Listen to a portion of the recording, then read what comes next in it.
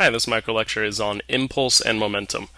And as always, you need 3 or more bullet points worth of notes, so 1 to 2 sentence summary, and to do your follow-up questions on Google Forms.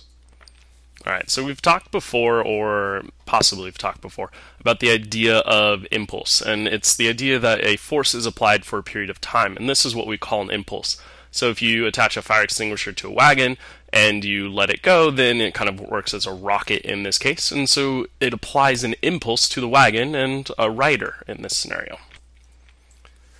Now, we also talked about the idea that impulse doesn't really have a variable per se. The units are newtons times a second. You could also do kilograms times a meter per second. That works too.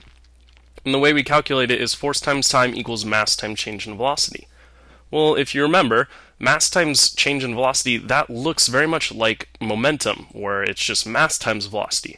So in fact, mass times change in velocity is actually just depicting a change in momentum.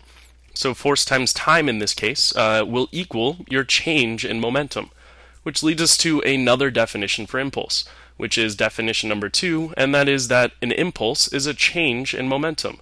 You can also describe it as a force applied for a period of time, but I like this definition as a change in momentum because it's a little more succinct and also more precise.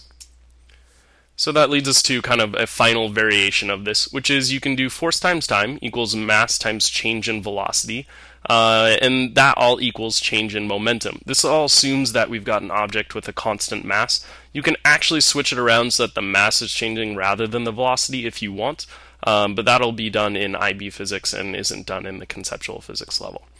That's it for this one.